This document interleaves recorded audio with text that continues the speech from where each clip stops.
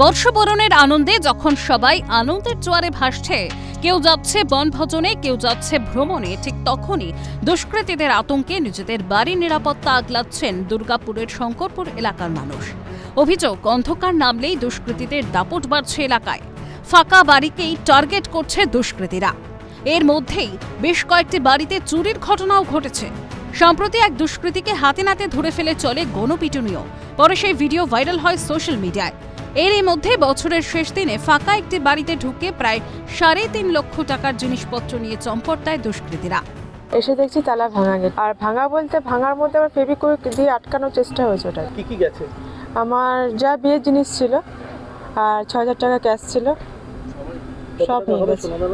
সোনাদানা মোটামুটি আমরা 3.5 লাখ টাকার মতো সোনা, গলার চেন, মঙ্গলসূত্র, শাঁখাপলা, সব চলে গেছে, কানের। আমরা একবারে ঘর থেকে বেরোতে আতঙ্কের মধ্যেই আছি। এই রকম হচ্ছে, চুরি চামারি চারিদিকে হচ্ছে, এই জন্য কোথাও আমরা যেতে পারছি না। আমরা দুর্গাপুরের শঙ্করপুর টেটিঘোলা বিবেকানন্দ যে পার্ক রয়েছে, সেই পার্কের সামনে আমরা দাঁড়িয়ে রয়েছি এবং সেখানে একটি ফাঁকা জমি রয়েছে। সেই জমিতে কিন্তু অসামাজিক কার্যক্রমের যে আতুরঘর, সেই আতুরঘর বলা যেতে পারে। দেখতে পাচ্ছেন এখানে বিভিন্ন জিনিস পড়ে রয়েছে, নেশার সামগ্রী পড়ে রয়েছে। অর্থাৎ এইখানেই কিন্তু সকাল 8টা থেকে সারা রাত্রি ধরে অসামাজিক কাজকর্ম চলে বলে এলাকার মানুষের অভিযোগ। কারণ এই যেভাবে যেসব ছেলেরা বসে এখানে, তাদের হতেই পারে এরকম মানে এখানে মদ সব খাওয়া। হ্যাঁ, মদ, গাঁজা, চরস সবই খায়। পুলিশ প্রশাসনকে পদক্ষেপ নেওয়ার কথা জানিয়েছে শাসক শিবির। অবশ্যই পুলিশ প্রশাসনকে বলবো ব্যবস্থা নেওয়ার জন্য। এর বাইরেও আমাদের যারা পঞ্চায়েত সদস্য আছেন, প্রত্যেককে আমি অ্যালার্ট করে দিচ্ছি, আমরা সজাগ থাকে যেন।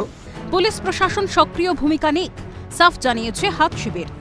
অবিলম্বে পুলিশ সক্রিয় ভূমিকা নিক এবং এলাকায় মানুষ যে চুরির ব্যাপারে ভীষণ সন্ত্রস্ত হয়েছে। কিছুদিন আগেও সেখানে গণপ্রহারের মতো ঘটনা ঘটেছে, তারপরেও কি করে পুলিশ নিশ্চুপ, এই ব্যাপারে আমরা প্রশ্ন রাখতে চাই এবং আমরা চাইব পুলিশ আরো সক্রিয় ভূমিকা নেবে। চুরি আরো বাড়বে, রাজ্য সরকারকে তুলোধনা পদ্ম শিবিরের। এই চুরি আরো বাড়বে, আমি বলছি। কেন বাড়বে? মানুষ করবে কি? মানুষ খাবে কোথায়, যাবে কোথায়? এই সরকার প্রায় 13 বছর অতিক্রান্ত করেছে। দুর্গাপুরে একটা ইন্ডাস্ট্রি হয়েছে, দুর্গাপুরে একজন লোক শান্তিতে বাস করতে পারছে।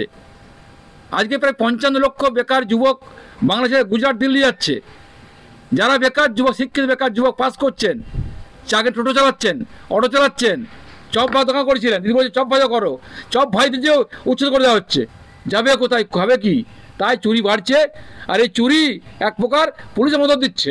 এমন তো অবস্থায় তারা প্রশাসনের সহযোগিতা আশা করেছে, কিন্তু গোটা ঘটনায় কিন্তু ধীরে মানে এই এলাকায় দুষ্কৃতীদের দাপট বাড়তে থাকায় এখন মানুষ কিন্তু রীতিমতো আতঙ্কে রয়েছেন। দুর্গাপুরের শঙ্করপুর থেকে রাজেশ সেনগুপ্ত, ক্যালকাটা নিউজ।